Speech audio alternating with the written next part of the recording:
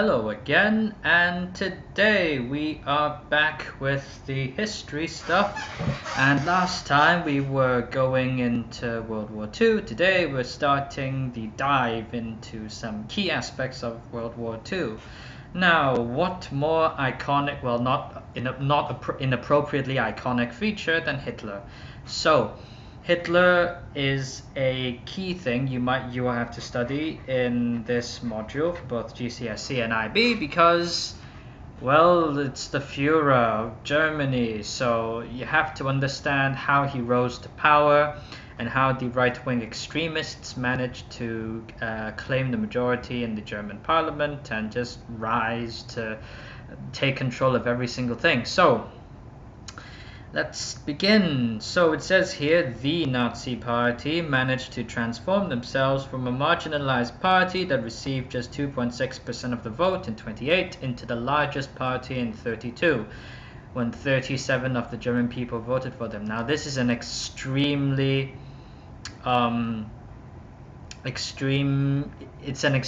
difference, because within 4 years they've gone from less than 5% to nearly 40% of the German population getting their vote. Now, how were they so effective?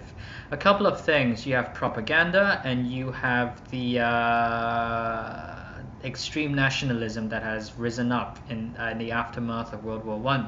So as we see here, Goebbels created a powerful propaganda myth that explained Hitler's rise to power is providential, i.e. it was Hitler's destiny to rule and the German people put their faith in him.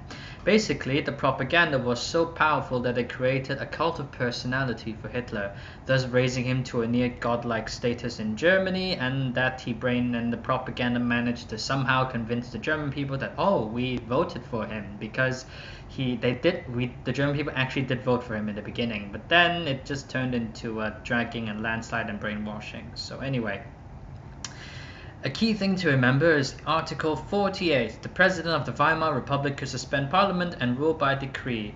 Basically, Hitler used this to establish a right-wing dictatorship after the Reichstag fire.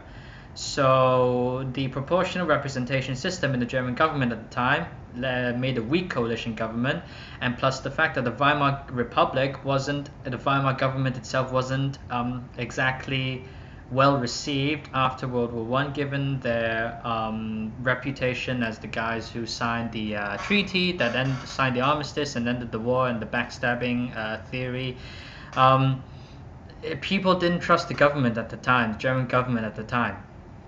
Fun fact: if you watched, if you would go to Forgotten Weapons and look at the double date stamped German weapons video on Forgotten Weapons, like where they have double dated stamps on the weapons receivers and stuff, Ian says that the Weimar government had to basically destroy all arms, as much arms as they could, to comply with the Treaty of Versailles, and this further undermined the credibility, and people didn't like the government. I mean, who wants to destroy their own hard-made, well-polished rivals? So as you can see, the Weimar Republic was highly unpopular at the time, and this was part of the reason why Hitler managed to rise to power. In this case, it's who is the less evil, or yeah, the Weimar Republic was rubbish, so everybody voted for the next best option. As we can see, the legacy of the Treaty of Versailles and defeat in World War I, and yep, as I've said, the Weimar took the blame, and then the right wings and nationalistic people resented that, and then yeah, stab in the back theory over here. And the next thing is the economic crisis. Given that Germany was stripped of her resources and she was forced to pay lots of money, and the French invading the Ruhr in 23 and 24, basically everybody was not happy, so the German government decided to print more money, but the problem was that they had the same amount of gold reserves, so it caused hyperinflation, because that meant that now each piece of money was worth less than before. If we look at this picture here, we see that this guy is using banknotes, using money as wallpaper. It's how worthless it is. There's a story that says, there's a small anecdote that I used to read in history class that said that during each day, during lunch break, the workers would be let off slightly early, and they would run to the shops with literally wheelbarrows full of notes so that they could buy as much bread as possible, because you never know, within the next 15 minutes the price could go, that the hyperinflation could rise even more and you wouldn't be able to buy the bread. It was said something like about it, when it became so hyperinflation became so serious that at some point in 1920s it cost like a couple million marks to buy just one loaf of bread. It was that serious. So again, this poor social and economic status led to the rise of nationalism, in the fact that the people wanted to believe in someone who was actually saying that he would do something, instead of just like faffing about like the Weimar government. So the economic weakness here, widespread resentment towards the Republic, because if the normal people, the government in power, can't do anything, it's best to support something radical. Radicalism wasn't taken into account much at the time, because people only saw it as the way out and not as something morally wrong. So the right-wing nationalists in Germany believed that Germany had been defeated because of the socialists, Catholics and Jews stabbing Germany in the back by the revolution in 18.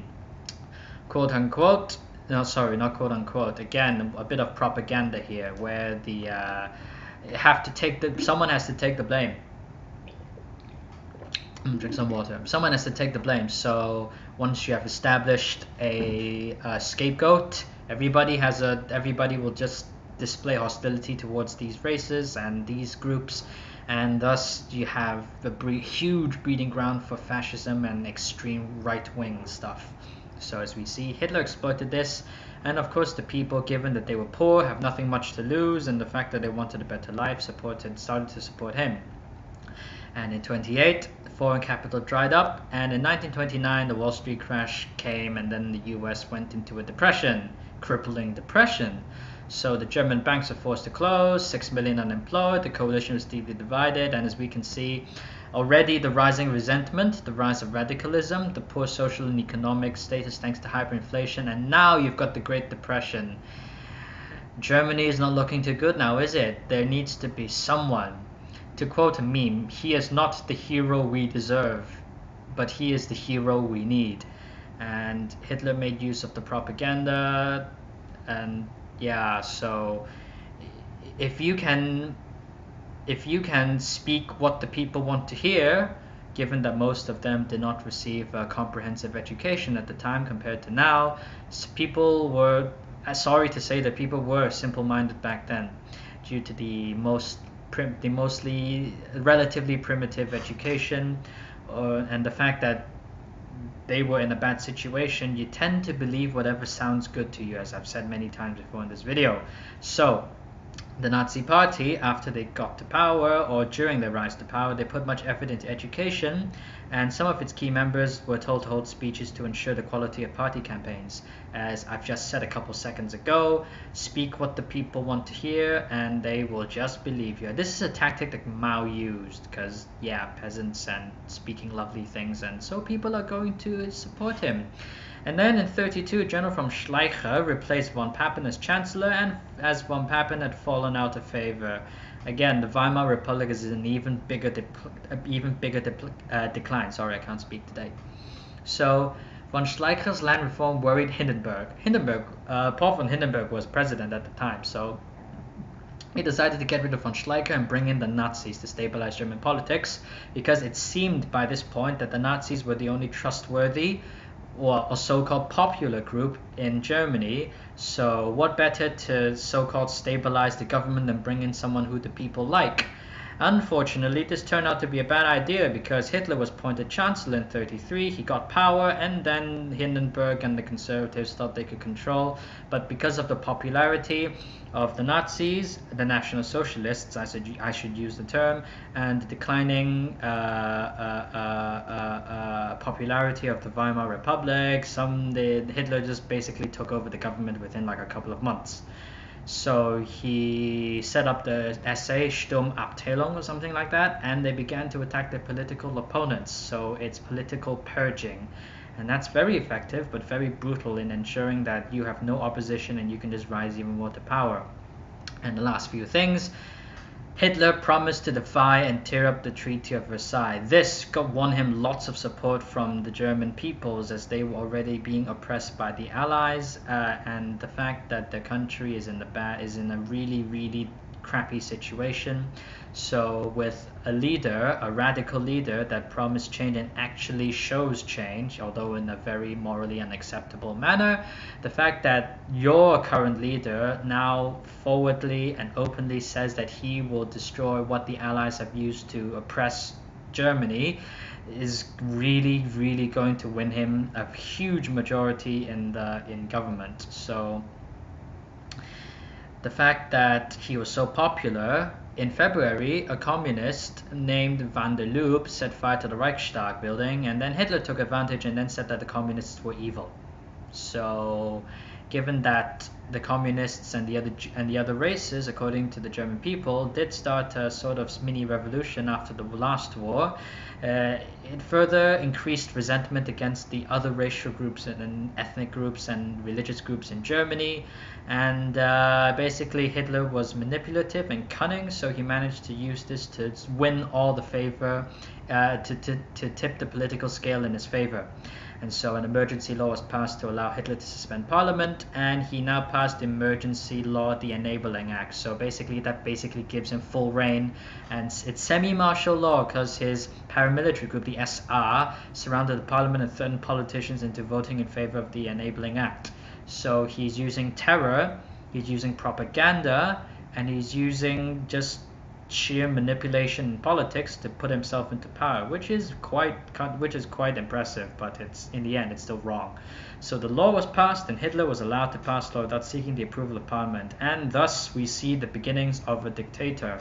Well, at the time he wasn't termed the dictator, he was termed as the great leader, the Führer, because of his popularity and because the people believed in him at the time. They truly believed in him during this time because he was their beacon of light out of this crappy interwar period for Germany. And Hitler began banning all other parties and arresting people, more political purging, and from this point onward he started his true ascent to power. So as we can see, it was, in summary, it was the crappy situation after World War I, the resentment against the existing Weimar government, the radical ideas, and the acceptance of the acceptance of Hitler by the people due to his radical ideas presenting a new hope, a new light for the population, and coupled with the mistake that Hindenburg did of appointing Hitler Chancellor, that basically allowed Hitler to rise from corporal after World War I into the most powerful man in Europe. And so yeah, this is a summary of Hitler's rise to power. We call Hitler, many people, such as many people in Hitler's general staff or high people in the government after he went to power, nicknamed Hitler Das Corporal, and we also nickname him Das Corporal today sometimes because Hitler was a Lance Corporal in the last war. He went from a Bohemian NCO into just this dictator of Europe and all he conquered in the Second World War.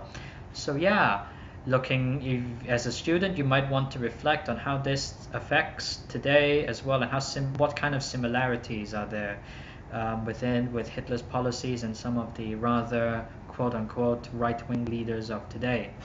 Not necessarily on the scale of him, but think about it. The propaganda, aka the campaigns over the countries, the different accusations, such as Hitler's accusations of the other groups destroying Germany in the last war, and the current accusation of the oppositions in government that led to the decline of the current countries, and the fact that you have all these not as bad as during the interwar period, but also a pretty dismal economic and social situation, and a social divide between people who support and people who are don't know what to do, and the conservatives.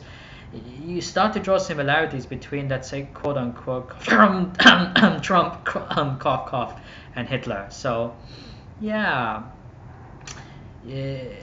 free notes in the description. Please subscribe, and thank you for listening, and we'll see you next time. Bye.